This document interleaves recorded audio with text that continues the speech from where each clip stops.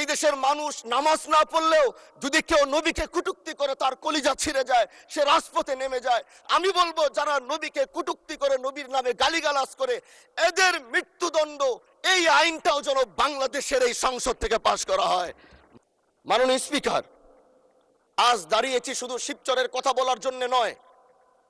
আমরা একটি বিশাল কমিউনিটি থেকে বিলং করি। আমরা দেশ ও জাতির কণ্ঠ হয়ে কথা বলার জন্য জাতীয় সংসদে এসে দাঁড়িয়েছি।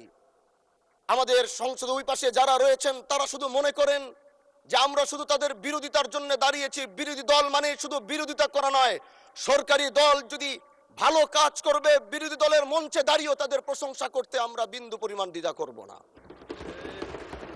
এবং আমরা সরকারি দলের যারা রয়েছেন তাদেরকে ধন্যবাদ জানাবো, কারণ আজ আপনি যেখানে বসেছেন আপনার মাথার উপরে লা ইলাহা ইল্লাল্লাহু মুহাম্মাদুর রাসূলুল্লাহ, অবশ্যই এটা তাদের অবদান, এটা অস্বীকার করার কোনো সুযোগ নাই। আরএফএল এসডব্লিউআর পাইপি মাপে যা বলে তাই দেয়। RFL SWR pipe and fittings. আপনার মাথার উপরে যদি আবার তাকাই তাহলে দেখি ওখানে লেখা বিসমিল্লাহির রহমানির রহিম। এই লেখা দেখলে আমাদের ভালো লাগে, এগুলো আমরা ফেরত পেয়েছি। সরকারি দলের প্রশংসা যদি করতে হয় তাহলে আমরা এইভাবে করব।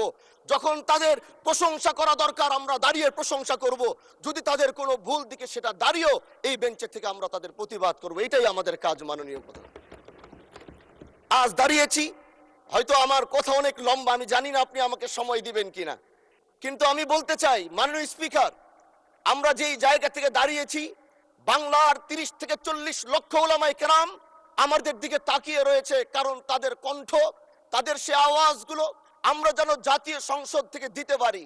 তার মধ্যে অন্যতম একটি হলো মা কানা মুহাম্মাদুন আবা আহাদিম মির রিজালিকুম ওয়ালাকির রাসূলুল্লাহি ওয়া খাতামান নাবিয়্যিন ওয়া কানা আল্লাহু বিকুল্লি শাইইন আলিমা।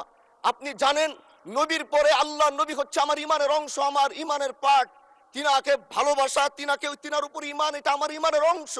তিনি আমার শেষ নবী, যেটা কোরআন ঘোষণা দিয়েছে। আরএফএল এসডব্লিউআর পাইপি মাপে যা বলে তাই দেয়। RFL SWR pipe and fittings. নবীও বলেছে আনা খাতামুন নাবিয়্যিন লা নাবিয়্যা বাদি, আমি শেষ নবী, আমার পরে কোনো নবী আসবে না। কিন্তু মাননীয় স্পিকার, দুঃখের সাথে বলতে হয় বাংলাদেশের এরকম একটি পার্ট রয়েছে, যেই পার্টের এক অংশ মানুষ তারা নবীকে অস্বীকার করে, তারা মুসলমান দাবি করে।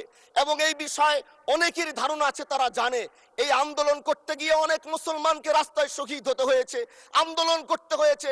স্বাধীনতার পর থেকে আজও সে আন্দোলন চলছে, কিন্তু আজও পর্যন্ত সেটা পাইনি। আমি মাননীয় প্রধানমন্ত্রীকে বলবো, আপনি বাংলাদেশে একটি ইতিহাস রচনা করে যাবেন। আপনার মাধ্যমে যদি এটা স্বীকৃতি পায়, যারা নবীকে অস্বীকার করে তারা কোনোদিন মুসলমান থাকতে পারে